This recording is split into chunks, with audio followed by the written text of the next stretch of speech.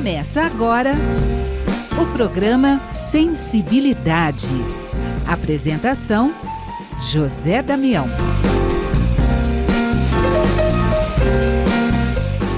Alô, alô, alô aos amigos que nos acompanham em mais um programa Sensibilidade. Gratidão, gratidão, gratidão. Você nos acompanha na Rádio Boa Nova, na TV Mundo Maior e também no YouTube Tatiana Benites. Muito obrigado a você que nos acompanha em mais um programa Sensibilidade. No programa de hoje, nós vamos falar de Jesus e seus discípulos e os desafios para divulgar a Boa Nova. O nosso convidado, Álvaro Vargas, que está em Piracicaba. Álvaro, seja muito bem-vindo ao programa Sensibilidade. Álvaro Vargas. Damião, satisfação receber esse convite, uma honra estar podendo colaborar. Agradeço bastante. Estamos aqui em Piracicaba, onde eu já estou há mais de 30 anos. Assim, para que nossos ouvintes possam me conhecer melhor, tá? Agora ou posteriormente na gravação. Eu sou engenheiro agrônomo, formado na Universidade Rural do Rio de Janeiro, fiz doutorado nos Estados Unidos, fui professor um certo tempo e na vida profissional.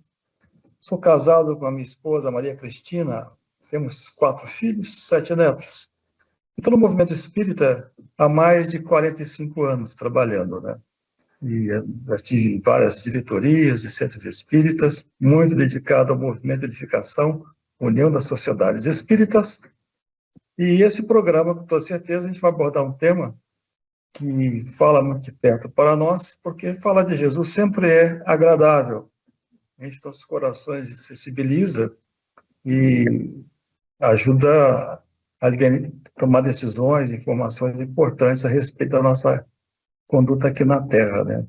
Mas quando eu conheci o Espiritismo, eu me lembro que eu tinha 22 anos de idade, tinha terminado o curso de agronomia, e foi uma coisa interessante, porque a minha mãe, saudosa, ela queria frequentar um centro espírita, mas meu pai, que veio da roça e tudo, tinha um pouco de ciúme. Então ela me pediu para levá-la ao centro espírita, e ele permitiria. Então, tudo bem. As reuniões eram numa sexta-feira, e eu, jovem ainda, cheio de vontade de viver a vida como um jovem normal, levava minha mãe para o centro espírita, sexta-feira, de 8 às 9, depois eu poderia sair com meus amigos. Mas o centro ficava no centro da cidade, e a presidente do centro me convidou a ficar dentro do centro, porque ficar lá dentro do carro era perigoso. E aí eu comecei a ouvir as palestras e comecei a me interessar. Até que eu tive uma experiência paranormal, que me chamou muita atenção, e eu descobri que realmente o espiritismo é uma coisa muito séria, muito bonita. Então eu fui lá dando carona para a senhora e minha mãe, e me tornei depois um dirigente espírita. Essas coisas que nada acontece por acaso, e você tem esse chamamento, como muitos também têm, e felizmente eu aproveitei, porque daí em diante eu terminei minha vida para combinar minha atividade profissional com a dedicação ao espiritismo, que eu considero extremamente relevante. Aliás, os 3 pilares, acho que, do indivíduo hoje na sociedade, né? É o trabalho, a família e a religião. No caso do espiritismo, para mim tem sido isso. Igualmente os 3 importantes. Eu levo muita seriedade, o estudo e a dedicação à causa espírita. Esse é Álvaro Vargas, ele que está em Piracicaba, que vai falar um pouco com a gente de Jesus, os seus discípulos e os desafios para divulgar a Boa Nova. Vamos começar, Álvaro Vargas. Como o Espiritismo define Jesus? Álvaro. Tem que voltar um pouco no tempo, porque Jesus era aguardado como Messias. E, de fato, ele é o Messias. Ele chegou num momento muito difícil em Israel. De acordo com as obras espíritas, ele nasceu no ano 5 antes da era cristã. E naquela época a gente lembra que os reis magos estiveram lá em Jerusalém com o rei Herodes e foram procurar Jesus, lá em Belém, havia nascido em Belém. E Herodes ficou preocupado, e depois que os reis magos saem, ele vai mover uma campanha para eliminar Jesus. E está muito registrado nos evangelhos como a matança dos inocentes. aquelas criancinhas de menos de 2 anos foram mortas, mas um em torno de 20, que não deixa de ser uma tragédia, mas não é aquilo que às vezes divulgam como fossem centenas ou milhares, né? José sai de Belém, vai para o Egito, e volta só quando Herodes ele falece, pouco tempo depois, 4 antes da era cristã, e vai estabelecer no norte de Israel, lá em Nazaré, até Jesus vai ficar lá até a sua maioridade, quando ele vai para o seu mercenato. Mas ele é o Messias. Mas quando ele começa a apresentar a sua boa nova, nem todos o reconheciam. Os judeus fanatizados, já cristalizados naquela fé muito presa à letra, e Jesus vinha quebrar um novo paradigma. Mas é interessante que Jesus, depois, ele passa a ser chamado de mestre. E nós temos que entender por que ele foi chamado de mestre. Porque você tem no Antigo Testamento, os judeus chamam da Torá, que são os livros de Moisés, mais os profetas. E você, em paralelo, você tem o Talmud, que é a interpretação oral da Torá. E Jesus fazia essa interpretação, tanto que ele disse, não vim modificar a lei, mas aperfeiçoá-la. Quando a gente pegar alguma página do Evangelho e ver a menção assim, Jesus dizendo, de acordo com os evangelistas, ouvistes o que vos tem sido dito. Isso aí não quer dizer que esteja escrito na Torá. É o Talmud, a interpretação oral da Torá. Então, Jesus, ele deu uma interpretação nova, colocando Jeová, na verdade, como um pai muito bom, né? E realmente reformulou a Torá com a sua boa nova. Então, ele usou a Torá como alicerce para construir a sua que foi a segunda revelação. Por isso, o mestre, como ele fazia a interpretação da Torá, ele era um talmista, né? Porque fazia então era considerado mestre.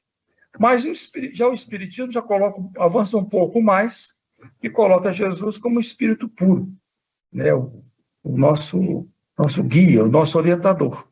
Então, essas denominações do mestre são variáveis, mas tudo é a mesma coisa, é Jesus, o espírito realmente que vai orientar com a sua mensagem diferencial, tanto que você tem hoje no próprio calendário, antes e depois do Cristo.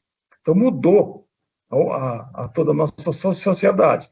Então, o Espiritismo vê Jesus como espírito puro, um emissário divino, que veio realmente trazer uma mensagem de alto cunho para a nossa sociedade. A primeira revelação foi Moisés, lá com o Decálogo, os 10 mandamentos, e veio Jesus reformular o que já tinha sido apresentado até então, que foi um grande avanço.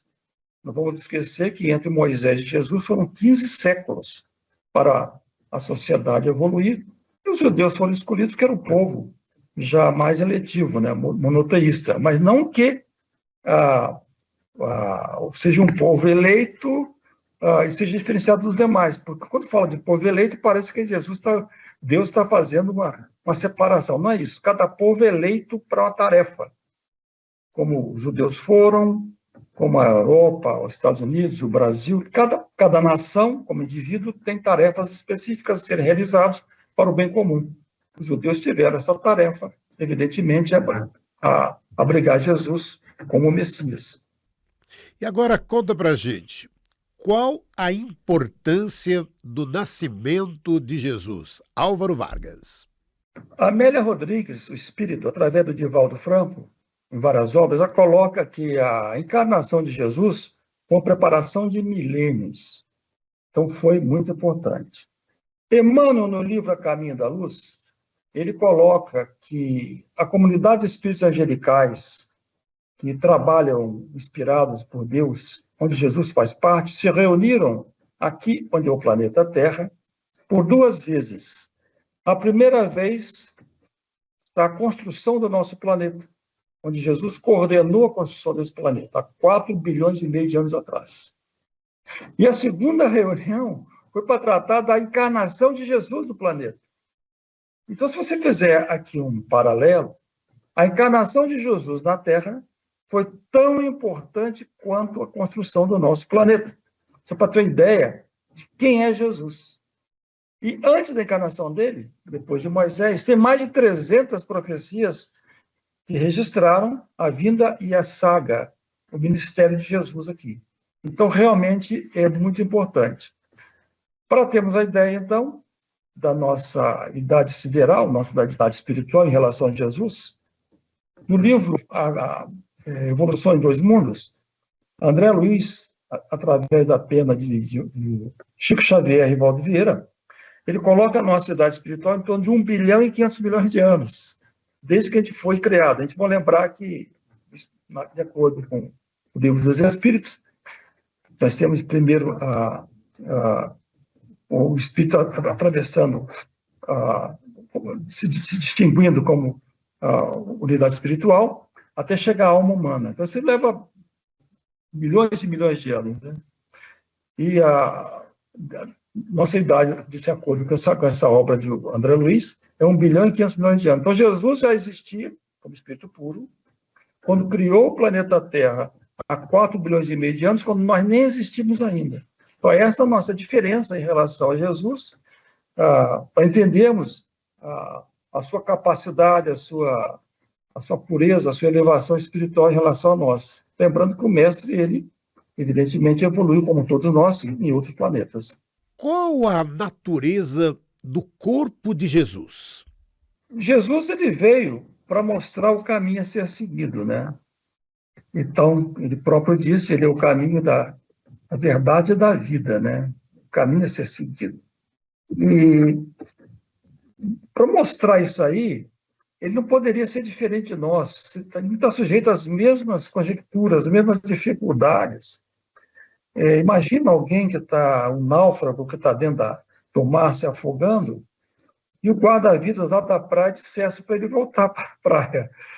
O guarda-vidas vai pular na água, com toda a técnica possível, vai nadar até a pessoa que está se afogando e vai trazê-lo em segurança para a praia. Então, Jesus também ele mergulhou na carne, como todos nós, para mostrar que é possível ser pessoa boa no mundo onde tem suas dificuldades.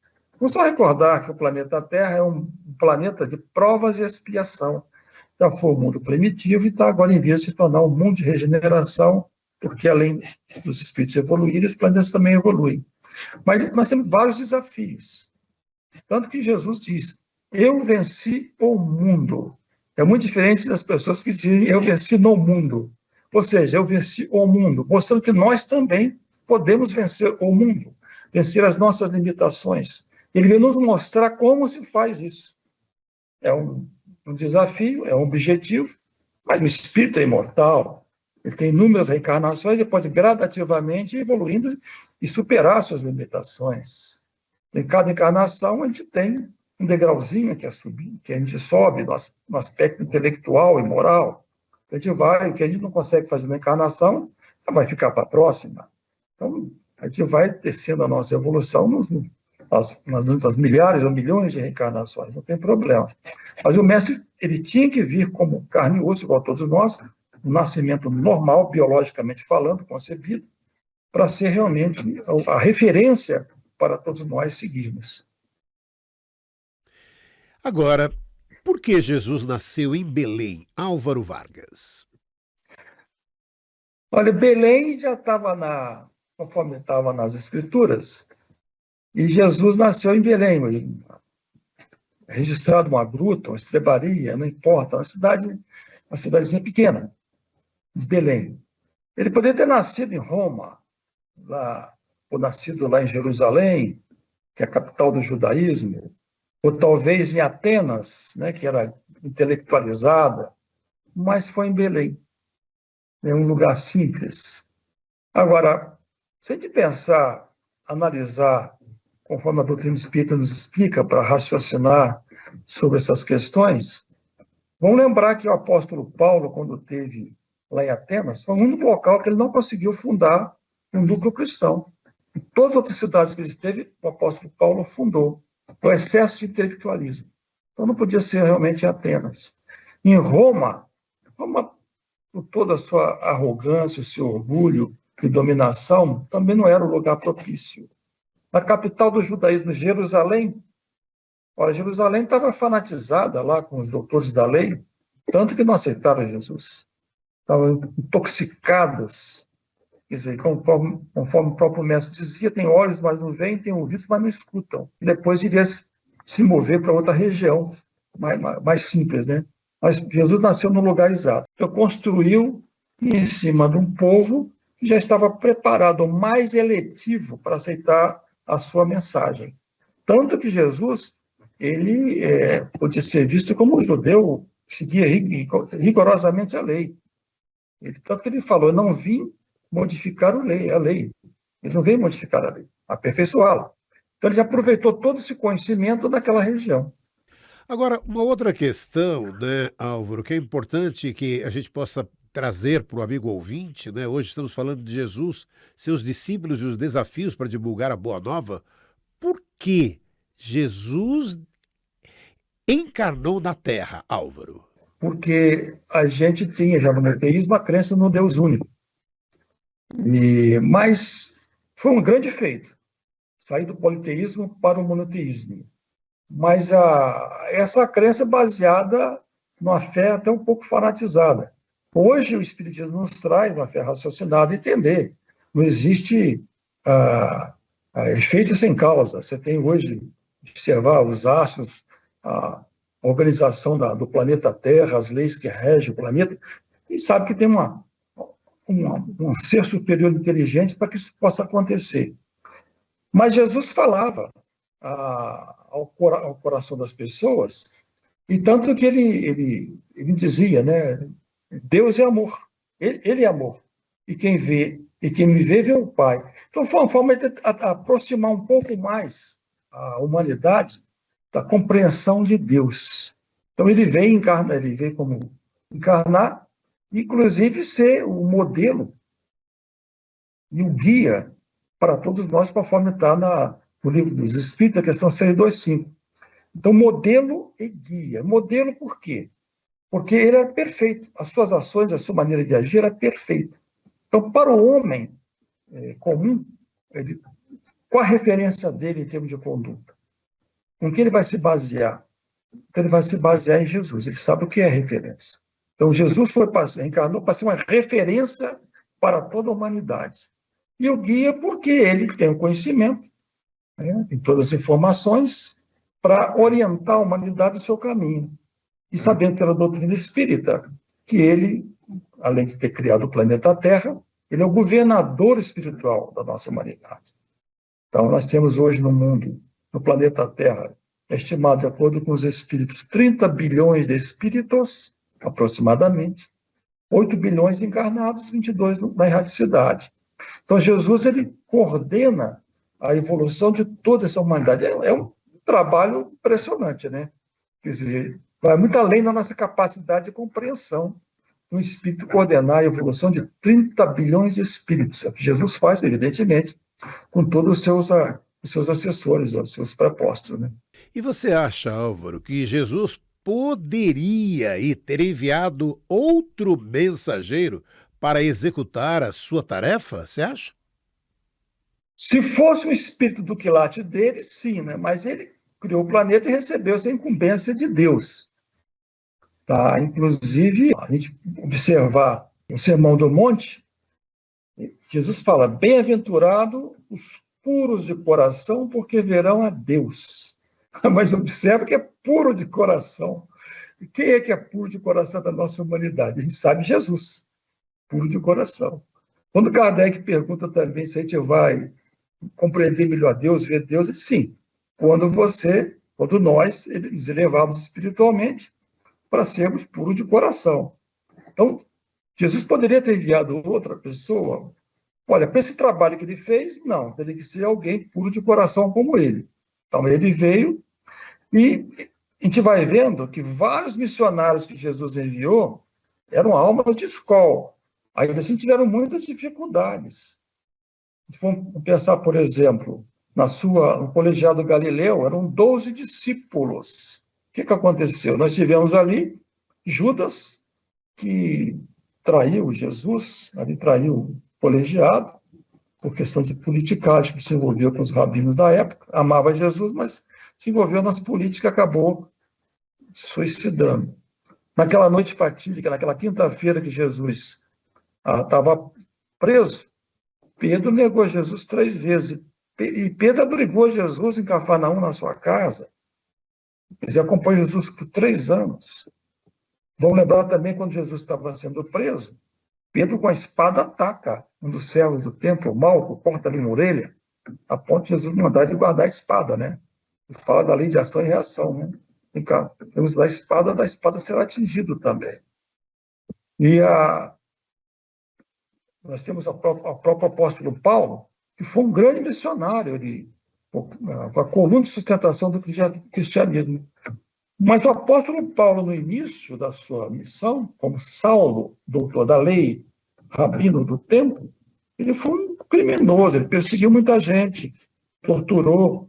O primeiro mártir da cristandade foi Estevão, que foi morto a pedradas, lapidado por ordem dele, inclusive no livro Paulo e Estevão, psicografado pelo saudoso Chico, ditado pelo Espírito de Emmanuel, nos fala que Saulo queria eliminar, condenar à morte, todos os dirigentes da Casa do Caminho, que tinha sido fundada lá em Jerusalém por Pedro e demais discípulos, e tinha prendido Pedro, inclusive, né, Pedro, João, e outros discípulos, e queria levar à morte. Então, assim, era um emissário de Jesus, uma alma elevadíssima no aspecto espiritual, mas escorregou um pouco no começo, depois se acertou. A gente vê Judas, vê Pedro, vê Paulo, cada um acertando ou errando de certa maneira, mostrando que uma tarefa de obreiro do Senhor aqui na Terra não é fácil. Quer ver um exemplo também? Foi um missionário importante que veio para a Terra para ajudar a corrigir os rumos do cristianismo, que foi o profeta Maomé. Quando Jesus percebeu que o cristianismo estava se desviando lá em Roma, enviou o profeta Maomé. Mas o profeta Maomé ficou, praticamente fracassou parcialmente, porque se envolveu muito com as forças inferiores, espíritos atrasados. Tanto que o Alcorão ficou um misto de informações elevadas e muita violência, como até hoje a gente vê a causa de grandes conflitos. Então, para fazer esse trabalho que foi feito por Jesus, apenas o mestre para realizá-lo, ou pelo menos, evidentemente, outra alma de escola no nível de Jesus. E aí, Álvaro, conta pra gente, né? Estamos conversando com Álvaro Vargas, que está ao vivo com a gente em Piracicaba, conversando com a gente. O que representou a vinda de Jesus, Álvaro? De acordo com Emmanuel, a vinda de Jesus foi um marco importantíssimo e representou a maioridade espiritual da Terra. Nós tínhamos lembrando que existiu toda uma programação, porque Deus nos dá o livre-arbítrio individual e coletivo, dentro de certo limite. Vamos lembrar que sempre o livre-arbítrio ele é relativo. Então, Deus preparou, claro, Jesus preparou, inspirado por Deus, nada se faz sem a vontade de Deus. Praticamente você tinha uma globalização. Roma tinha dominado toda ali aquela região da Europa, do Mediterrâneo, aqueles países mais desenvolvidos. Nós tínhamos só uma nação romana. O romano falava o latim.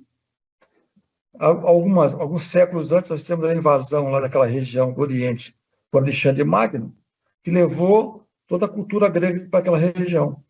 Então, na época de Jesus, você falava lá o aramaico e o hebraico, o romano falava o latim, mas graças àquela invasão de Alexandre Magno da Macedônia, você tinha o grego popular. Então, você tinha um idioma de todas as nações que era o grego. Seria equivalente ao grego naquela época ao inglês de hoje. A gente vai entender por que muitos dos evangelhos foram traduzidos inicialmente lá atrás para o grego, porque o grego era o mais conhecido. O próprio Mateus, que escreveu o primeiro evangelho, mais tarde ele vai reescrever em grego, ele vai difundir mais isso aí. Então, estava muito bem preparado essa divulgação do cristianismo. Então, você tinha lá, praticamente a facilidade de locomoção, porque você tinha Roma dominando tudo, você tinha um idioma que podia facilitar a comunicação entre os povos. Então, isso facilitou muito a divulgação do cristianismo. Então, Jesus ele encarnou na época certa para justamente dar oportunidade à humanidade escolhê-lo e seguir um caminho diferenciado. Então, não aceitar o Cristo foi uma decisão da humanidade, decisão penosa, que nós estamos até hoje derrapando em vários equívocos. Com 2000 anos de cristianismo, ainda não conseguimos assimilar na sua totalidade a essência da mensagem de Jesus. Mas o Cristo representou essa humanidade, mas tem o livre-arbítrio. E o livre-arbítrio, a gente sabe que a semeadura é livre, mas a colheita é obrigatória. Então, nós temos colhido frutos amargos pelas nossas decisões equivocadas lá atrás. Não vamos culpar só os judeus, porque os judeus foram muito discriminados porque aquela rejeição a Jesus, mas, na verdade, até hoje o homem rejeita Jesus porque não vive os seus ensinamentos. E Álvaro, conta pra gente, quando é que Jesus iniciou a divulgação da Boa Nova, Álvaro? Olha, uma coisa interessante, que Jesus viveu desde mais tenra idade. Ele chegou lá em Nazaré, logo depois da morte do rei Herodes, porque o José não quis ficar na Judéia, porque tem medo de outras perseguições. Então ele foi lá para Galiléia, lá para o norte de Israel. E Nazaré, de acordo com os historiadores, na época de Jesus, devia ter umas 150 pessoas, talvez 200. Quer dizer, um pueblo, uma coisa bem pequenininha. E Jesus foi trabalhar, quando teve idade, para isso na oficina do seu pai, José carpinteiro. Agora, trabalhou uns 25 anos como carpinteiro. Agora, imaginar esse espírito que construiu um planeta, espírito puro, fazendo mesinha, fazendo banquinho, fazendo armário. Que lição de humildade. E aguardar mais de 2 décadas para iniciar o seu ministério, quando achou que era o momento. Começar seu ministério, porque sabia que seria curto, que seria perseguido e martirizado como foi. Então, ele vai ficar lá em Nazaré, até aproximadamente o ano 30 da era cristã, quando ele sai de Nazaré e vai, então, iniciar seu ministério. Primeiro, ele vai estar lá no Mar Morto, ele vai ter um período de meditação, onde ele vai deslumbrar o seu projeto de trabalho. Estamos acompanhando no programa Sensibilidade, Álvaro Vargas falando de Jesus. Ele que está em Piracicaba, Jesus, os seus discípulos e os desafios para divulgar a Boa Nova. Vamos retomar aqui, Álvaro, quando Jesus iniciou a divulgação da Boa Nova, Álvaro? Ele deixou a sua oficina em Nazaré, no ano 30 da era cristã. Ele vai, então, à região do Mar Morto e vai fazer a sua meditação, onde ele vê o programa que ele teria que realizar aqui na Terra, que está registrado nos Evangelhos conforme a tentação do Cristo. Mas aqui foi só ele vendo o panorama terrestre, as dificuldades que teria que enfrentar. Na sequência, ele vai estar com João Batista, que vai ser batizado por ele no Rio Jordão, em Betabara, porque estava assim nas profecias. Ele se encontra com João, se reconhece, ele próprio diz para João, aqui inicia minha missão, e João fala assim, aqui encerra a minha. Vamos lembrar que João Batista era o precursor, ele ia falando do Messias, e identifica Jesus. Logo depois, João Batista vai ser preso e vai ser morto por mando do rei Herodes. E dali ele volta para Nazaré, e vai ter ali já no mês de março, final de março, que é praticamente início de primavera, vai ter seu primeiro milagre público ali em Caná, as bodas de Caná. Ele vai na companhia de Filipe e Natanael e vai lá fazer essa transformação de água em vinho. É outra coisa interessante a ser colocada aqui para os nossos ouvintes, que por acaso não tenho lido muito a respeito, porque as festas judaicas naquela época demoravam 7 dias, porque as pessoas iam andando em trilhas, demoravam a chegar. E tinham 300 litros de vinho, de acordo com Amélia Rodrigues, em suas obras, psicografada por Divaldo Franco. E o vinho acabou. Com 300 litros de vinho, é muito vinho. Mas Jesus, com toda certeza, transformou água em vinho, mas o vinho sem álcool, né? Isso ia dar uma cometílica, mas foi aí. Na sequência, ele vai se identificar como Messias lá na sinagoga de Nazaré, mas não é aceito. Ele vai se mover lá para Cafarnaum, onde ele vai ficar estabelecido e vai ter lá os seus discípulos, vai formar o seu colégio Galileu lá. E foi muito interessante lá de ficar em Cafarnaum, porque Cafarnaum é uma cidade maior que Nazaré, costeira, em vários barcos. E de barco ele podia visitar todos os povoados em redor do grande lago de água doce, Lago de Genezaré. Vamos lembrar que os evangelhos falam das curas de Jesus, talvez umas 30, mas, de acordo com a Amélia Rodrigues, uma única vez, Jesus atendeu quase 4.000 pessoas. Então, eram milhares de pessoas enfermas que o procuravam. Então, chegava um ponto que ele terminava de atender, entrava no barco e sumia, para refazer o seu corpo físico, para não desencarnar antes do tempo.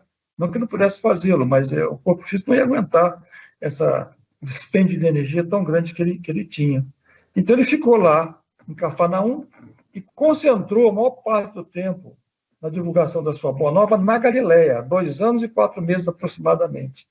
Ele só vai sair lá da Galileia, já quase concluindo o seu messianato, lá em setembro do ano 32.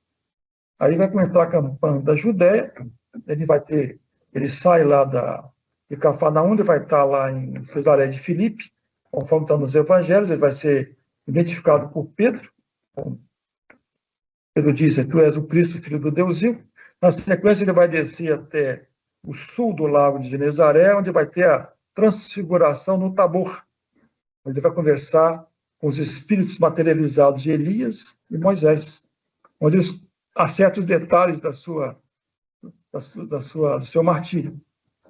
Vai estar em Jericó e depois vai entrar em Jerusalém, aquela entrada triunfal lá em Jerusalém, e em setembro. Os evangelhos falam que foi no domingo que antecedeu a sua crucificação. Mas Severino Celestino, ele fala, um estudioso dos evangelhos, que eu concordo com a opinião dele, que foi realmente em setembro que ele entrou em Jerusalém. A gente vai entender que foi nessa época a festa do tabernáculos, quando os judeus fazem umas cabaninhas, lembrando a época dos 40 anos no deserto. Então, ele vai terminar o seu messianato na Judéia. Depois desses 8 meses, ele vai estar circulando lá, conversando, fazendo vários prodígios, inclusive, quando ele restitui Lázaro à vida, vai ser em janeiro já, do ano que ele seria martirizado, mas foi uma época muito importante, de muitas informações, quando ele estava aferindo os valores dos seus discípulos. E Álvaro, os discípulos de Jesus, eles tinham diferenças entre si. Por que Jesus os escolheu, Álvaro? Você sabe, eu sempre tive essa dúvida, eu ficava pensando, mas Jesus, o Espírito puro, como é que ele escolhe lá esse pessoal que ficava brigando entre eles, o próprio Judas? O que foi que aconteceu? Eu vi uma entrevista do Chico Xavier uma vez, ele levantou um ponto interessante, e eu concordo com a opinião do Chico. Ele dizendo que Jesus escolheu espíritos, claro, almas de escola, espíritos muito evoluídos, mas ainda muito ligados, ainda como homem comum, para que pudesse transmitir uma linguagem mais coerente para a sociedade. Então, como se fosse um nível diferente, para a gente pudesse entender melhor. Então, foi isso. Então, o colegiado Galileu, ele tinha suas limitações, mas eram almas, assim, bem preparadas. Mas Jesus, ele deixou que eles ficassem com a mediunidade deles como fosse congeladas, ou latentes, até a sua desencarnação, preparando-os para o que viria. A gente sabe, depois da crucificação de Jesus, tem um período, tem uma festa chamada Pentecostes, 50 dias depois da Páscoa, é a festa da colheita. E aí vai ter a eclosão da mediunidade dos discípulos. A partir daí, eles deixam de ser discípulos, quer dizer, aprendizes, e passam a ser apóstolos. E todos honraram a sua missão. Tanto que todos os discípulos eles foram martirizados, à exceção de João, foi o único que viveu até a idade mais avançada, desencarnou quase centenário, né? Mas aí todos cumpriram a sua missão a contento. Conta pra gente como era a compreensão dos discípulos do Mestre quanto à boa nova de Jesus. Álvaro Vargas. E um exemplo interessante é que Jesus bateu muito na tecla do apego aos bens materiais e a necessidade da gente se libertar das questões do mundo, das ilusões do mundo material. Você vai vendo aquela encontro de Jesus com um mancebo rico, e ele fala que é mais fácil um camelo passar por uma agulha do que um rico entrar no reino dos céus. Ele vai falar do indivíduo, contando a parábola do indivíduo que fez um celeiro muito rico de grãos, mas naquela noite mesmo ele iria desencarnar, que foi imprudente no zelar pelas coisas materiais. Enfim, então os discípulos, eles entendiam que todas as coisas materiais eram ruins, eram pecaminosas. Não entendiam a importância das questões materiais, achavam que a riqueza era coisa ruim. E aí interessante que ele deixou quase para o final do seu messianato, lá em setembro do ano 32, quando ele vai em Jericó, e vai especificamente para muitas coisas, mas encontrar com Zaqueu. Zaqueu era um publicano, considerado pecador, e um homem rico. E ali ele vai falar, não, olha, mas ele é um homem rico, mas é um homem bom. Ele faz bom uso da riqueza. E ali em Jericó, ele fala a parábola dos talentos. Então ele vai mostrando com exemplos para as pessoas aprenderem. Ele podia ter falado um pouco mais sobre a riqueza, não, ele dá exemplo. Outra questão é a questão da humildade. Nas boas aventuranças, Jesus fala da humildade. Bem-aventurados os pobres de espíritos, porque deles é o reino dos céus. Bem-aventurados os humildes. É a primeira menção nas boas aventuranças é sobre humildade. E lá, quando ele vai concluir o seu messianato, naquela quinta-feira, que antecedeu a sexta-feira que seria martirizado. Naquela quinta-feira que tem a ceia da Páscoa, ele vai lavar os pés dos discípulos. Observe que ele podia fazer uma preleção sobre humildade, mas não. Ele foi botar uma toalha, lavar os pés dos discípulos, para que isso não se perdesse, dando exemplo. Nós temos outra passagem interessante também da falta de compreensão, que depois que Jesus foi crucificado, houve uma dispersão dos discípulos, sumiram. Tem dois, inclusive, o Cleófas e Judas Tadeu, eles fugiram de Jerusalém. Eles estavam na estrada de Emaús quando encontram com Jesus. Não reconhecem Jesus, como está descrito no Evangelho, vão conversando, Jesus vai dizendo para eles, e tem um diálogo que está registrado no Evangelho, que o Cleófas fala, olha, mas tem 3 dias, ele não ressuscitou, como eu tinha prometido, e ele não nos salvou, porque esperava que ele fosse a redenção de Israel. Então, mesmo os discípulos, eles imaginavam que Jesus não era só a questão do Salvador das almas, ou mostrar a transformação moral do homem necessária para evoluir, mas libertá-lo do jugo do domínio romano. Até os judeus pensarem isso, tudo bem, mas os discípulos sabiam que a missão de Jesus não era enfrentar os romanos, não era uma missão política. Então, eles tinham essa dificuldade de entender isso aí. Mas depois, gradativamente, com muita paciência, Jesus foi esclarecendo esses discípulos que se tornaram realmente apóstolos e fizeram o trabalho que deveriam realizar. E quando os discípulos de Jesus se transformaram em apóstolos, Álvaro? Foi no Pentecostes, viu? Ali, porque o discípulo é um estudante, né, um aprendiz. Quando eles realmente terminaram o aprendizado deles, se formaram, né, foi no Pentecostes que eclode a sua mediunidade. Inclusive, o próprio Pedro, uma das obras de Amélia Rodrigues, ele diz que até então, durante o messianato de Jesus, ele tinha dificuldade de compreender certas coisas e depois ele vai entender, depois do Pentecostes. É interessante, e acho que inclusive para os nossos ouvintes, depois de analisarem, nessa nossa caminhada aqui na Terra, a gente fazer sempre uma avaliação como nós éramos nessa existência agora, como nós analisávamos as coisas há 10, 20, 30 anos atrás, como nós analisamos hoje. De uma forma a gente vê se a gente realmente evoluiu. Se a gente continua pensando da mesma maneira, significa que nós estamos estacionados. Pedro atacou um álcool naquela quinta-feira à noite, e decepou-lhe a orelha, achando que estava defendendo Jesus. E foi corrigido por Jesus. Mais tarde, já no ano 64, quando Pedro está em Roma, e tem aquela perseguição de Nero, e Pedro é preso. Pedro é preso, e Malco tinha se transferido para Roma, porque quando Pedro lhe cortou a orelha, ele ficou sem a orelha cortada. Jesus conseguiu cicatrizar a sua orelha, mas ficou sem a orelha. E ficar sem a orelha naquela época era sinal de ladrão. Então ele tinha essa marca, ele escondia, né? Então foi para Roma que não teria tanto problema. E passa a perseguir os cristãos, ajudar o Tigelino, que era o braço direito de Nero. E aí ele encontra Pedro. E começa a desacatar Pedro, xingar Pedro e tudo, né? Pedro, quando reconhece Malco, ele se joga aos pés de Malco pedindo perdão. Olha a mudança de Pedro. Pedro lá no Getsemane, com a espada cortando a orelha de Malco. Quase 30 anos depois, Pedro de joelhos pedindo perdão a Malco, se arrependendo, horrorizado com o que ele tinha feito. Olha como é que Pedro cresceu nessas 3 décadas. E interessante nessa história, que os romanos, vendo Pedro ajoelhado na frente de Malco, interpreta que ele era maior que Pedro. Então, esse aqui é o líder cristão que nós vamos crucificar. Bom, o Malco é maior, e crucifica o Malco também. Malco blasfemando, porque ele não era cristão, ele estava perseguindo os cristãos, mas vai ser crucificado conforme aconteceu. Então, todos os discípulos se tornaram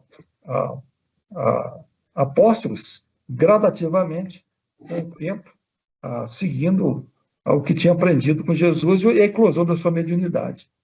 E, Álvaro, sabemos que Jesus permaneceu a maior parte do seu tempo na Galileia. Por quê, hein, Álvaro? Olha, ali em Jerusalém, conforme aconteceu, ele seria perseguido, como foi, né? Porque o Sinédrio, os rabinos, eles tinham um conluio, eles tinham um acordo com os romanos na exploração dos judeus. Ele não tinha o menor interesse em mudar o status quo, mudar o sistema.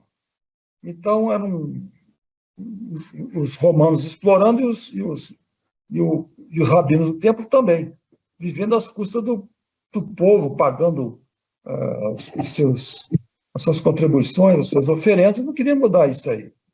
Quando Jesus chega no templo, ele vai ser perseguido. Tá? Tanto que os rabinos não acreditavam em nada que Jesus fazia, né? Jesus falava, né? Então, existe um próprio evangelho consta, né? Jesus fala, as minhas ovelhas me conhecem e ouvem minha voz. Vocês não fazem parte do meu rebanho. E parece estranho Jesus discriminar alguém, dizer que os rabinos não faziam parte do seu rebanho. Mas o que Jesus estava querendo dizer, não poderia explicar muito na época, era que naquela época ainda os rabinos estavam num nível evolutivo, que não conseguiriam entender a mensagem de Jesus. E o perseguiram. Então Jesus não podia ficar lá em Jerusalém muito tempo. Ele sempre foi nas festas judaicas, porque ele era um judeu dedicado ao judaísmo. Não vou esquecer que Jesus era judeu e vivenciando o judaísmo. Ele veio aperfeiçoar o judaísmo através da sua revelação.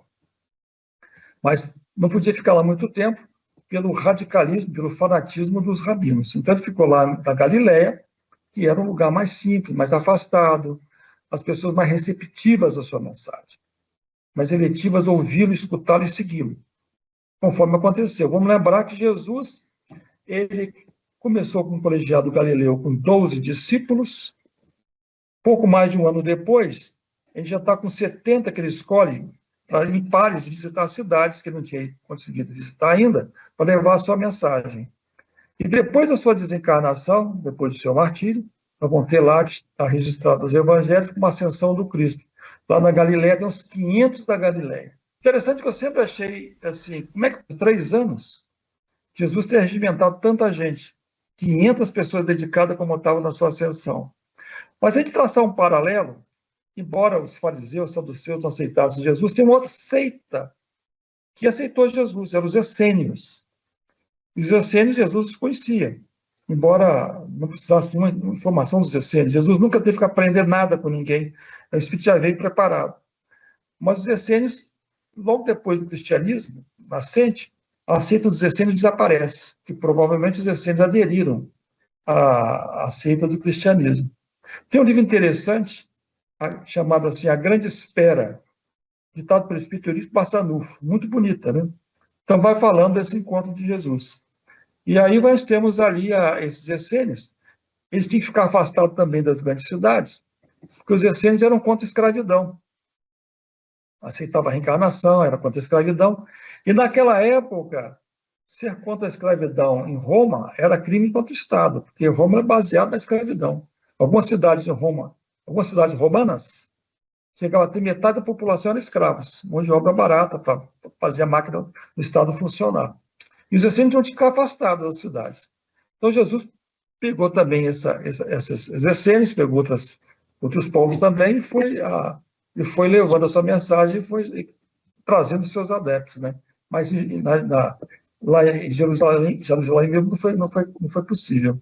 Adorei esse bate-papo com Álvaro Vargas, desde Piracicaba, conversando com a gente sobre Jesus, seus discípulos e os desafios para divulgar a Boa Nova. Até terminando o programa Sensibilidade. Álvaro Vargas, obrigado, gratidão por essa oportunidade de estarmos juntos falando de Jesus. Obrigado, Álvaro. Obrigado pela atenção. Semana que vem estaremos juntos com mais um programa Sensibilidade. Até lá.